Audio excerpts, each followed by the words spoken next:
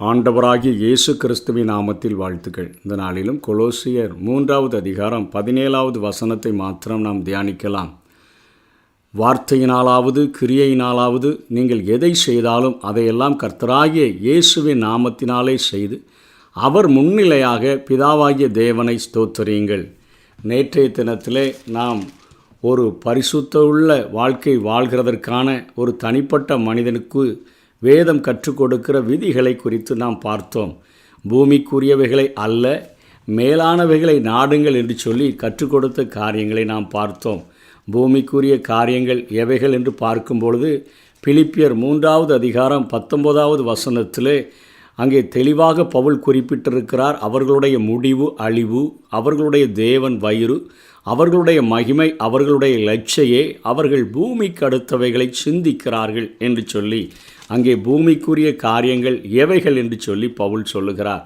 ஆனால் மேலானவைகள் என்று சொல்லி அதே பிலிப்பியருக்கு எழுதும் பொழுது 4வது அதிகாரம் 8ஆம் வசனத்தில் கடைசியாக சகோதரரே, உண்மை உள்ளவைகள் எவைகளோ, ஒழுக்கம் உள்ளவைகள் எவைகளோ, நீதி உள்ளவைகள் எவைகளோ, கற்புள்ளவைகள் எவைகளோ, அன்புள்ளவைகள் எவைகளோ, நற்கீர்த்தி உள்ளவைகள் எவைகளோ, புண்ணியம் எதுவோ, புகழ் எதுவோ அவைகளையே சிந்தித்து கொண்டிருங்கள். கிறிஸ்து தேவனுடைய வலது பாரிசத்தில் வீற்றிருக்கிற அந்த இடத்திலுள்ள மேலானவைகளை நாடுங்கள். ஆகவே இந்த பூமியில் வாழும் பொழுது உண்மை உள்ளவைகள் எவைகள், ஒழுக்கமுள்ள காரியங்கள், நீதி உள்ள காரியங்கள், கற்புள்ள காரியங்கள், அன்புள்ள காரியங்கள், நற்கீர்த்தி உள்ளவைகள் எது, புண்ணியம், உண்மையான புண்ணியம் எது, உண்மையான புகழ் என்பதை அதையே சிந்தித்து ஒரு பரிசுத்த வாழ்க்கை வாழ வேண்டும் என்று சொல்லி பவுல் அப்போஸ்தலன் அங்கே கற்றுக் கொடுத்ததை பார்த்தோம்.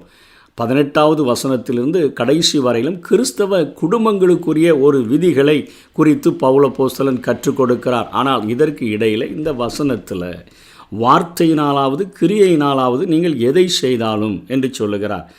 ஆவியினால் வழிநடத்தப்படும் விசுவாசிகள் வேதாகமத்தில் தெளிவாக குறிப்பிடாத காரியங்களின் நன்மை தீமை இவற்றை சரியாக கண்டறிகிறதற்கு வேதாகமம் சில பொதுவான கொள்கைகளை அனுமதித்துள்ளது. நிறைய காரியங்கள் இது தேவனுக்கு பிரியம்னு சொல்லி டைரெக்டாக கண்டுபிடிச்சிடலாம். நிறைய காரியங்கள் இது தேவனுக்கு பிரியமில்லை அப்படின்னு சொல்லி நம்ம கண்டுபிடிச்சிடலாம். ஆனால் ஒரு சில காரியங்கள் வேதாகமத்தில் குறிப்பிடாத காரியங்களை நம்ம செய்யும்போது இது தேவனுக்கு பிரியமா, இது தேவனுடைய சித்தமா, இது தேவனுடைய இருதயத்தை சந்தோஷப்படுத்துமா என்னன்னு தெரியலையே அப்படிங்கும்போது ஒரு 7 கேள்விகளை நாம் கேட்க முடியும்.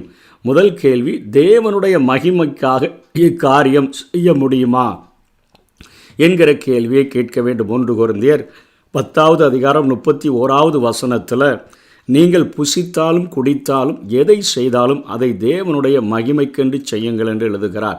ஆகவே நான் செய்கிற இந்த காரியமானது தேவனுடைய மகிமைக்காக நான் இதை செய்ய முடியுமா என்கிற கேள்வியை கேட்க வேண்டும். 2வது, இந்த காரியத்தை ஆண்டவராகிய இயேசுவின் நாமத்தில் செய்ய முடியுமா, இக்காரியத்தை ஆசீர்வதிக்கும்படி அவரிடத்தில் கேட்க முடியுமா.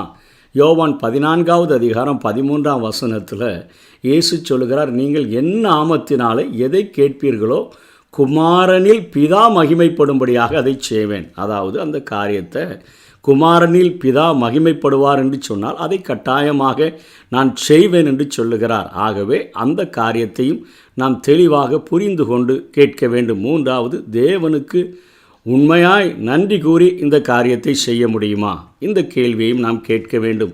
இது கிறிஸ்துவின் நற்கிரியையை போன்ற ஒரு செயலா என்கிற காரியத்தையும் நாம் கேட்க வேண்டும். 1 யோவான் 2வது அதிகாரம் 6ஆம் வசனத்தில் நாம் அதை பார்க்க முடியும். அவரில் நிலைத்திருக்கிறேன் என்று சொல்லுகிறவன் அவர் நடந்தபடி தானும் நடக்க வேண்டும். ஆகவே கிறிஸ்துவின் நற்கிரியையை போன்ற ஒரு செயலா, அவர் நற்கிரியைகளை செய்கிறவராக சுற்றி தெரிந்தாரே, நான் அவரில் நிலைத்திருக்கிறேன் என்று சொல்லுகிறேனே, ஆக அவர் நடந்தபடி தான் நான் நடக்கிறேனா என்கிற கேள்வியை நாம் கேட்டுக்கொள்ள வேண்டும். 6வதாக, ஆவிக்குரிய காரியங்கள், தேவனுடைய வார்த்தை, ஜெபம் போன்றவற்றில் என்னுடைய ஆசையையும் நாட்டத்தையும் நான் செய்ய போகும் இந்த செயல் குறைத்து விடுமோ என்கிற காரியத்தை நாம் கேட்கிறவர்களாக இருக்க வேண்டும்.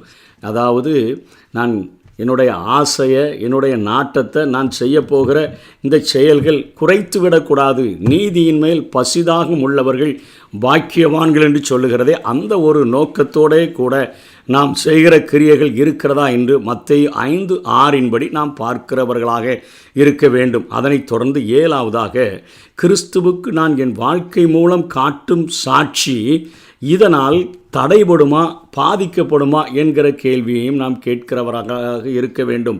மத்தேயு 5 13வது வசனத்திலிருந்து 16வது வசனம் வரையிலும் மலைப்பிரசங்கத்தில் இயேசு கிறிஸ்து கற்றுக் கொடுக்கிற காரியங்களை நாம் பார்க்க முடியும். நீங்கள் பூமிக்கு உப்பாய் இருக்கிறீர்கள். உப்பானது சாரமற்று போனால் எதினால் சாரமாக்கப்படும்? வெளியே கொட்டப்படுவதற்கும் மனுஷரால் மிதிக்கப்படுவதற்குமே ஒழிய வேறு ஒன்றுக்கும் உதவாது. நீங்கள் உலகத்துக்கு வெளிச்சமாய் இருக்கிறீர்கள்.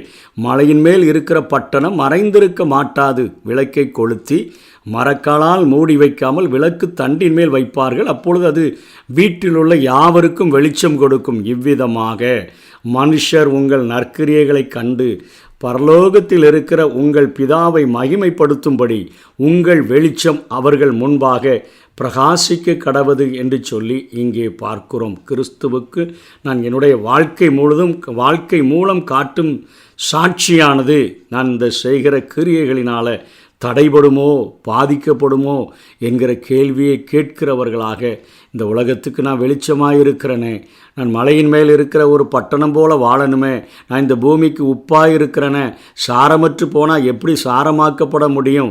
மனுஷர் என் நற்கிரியைகளை கண்டு பரலோகத்தில் இருக்கிற பிதாவை மகிமைப்படுத்தணுமே, அப்படிப்பட்ட ஒரு என்னுடைய வெளிச்சம் அவர்களுக்கு முன்பாக பிரகாசிக்கிற ஒரு வாழ்க்கையை வாழ வேண்டுமே. இந்த 7 கேள்விகளை நமக்கு டைரக்டாக பதிலை தராத காரியங்களிலே நாம் கேள்விகளை கேட்டு, இந்த பொதுவான கேள்விகளை கேட்டு தேவனுக்கு பிரியமுண்டாக, அதாவது வார்த்தையினாலாவது கிரியைகளினாலாவது நீங்கள் எதை செய்தாலும் அதையெல்லாம் கர்த்தராகிய இயேசுவின் நாமத்தினாலே செய்து அவர் முன்னிலையாக பிதாவாகிய தேவனை ஸ்தோத்தரியுங்கள்.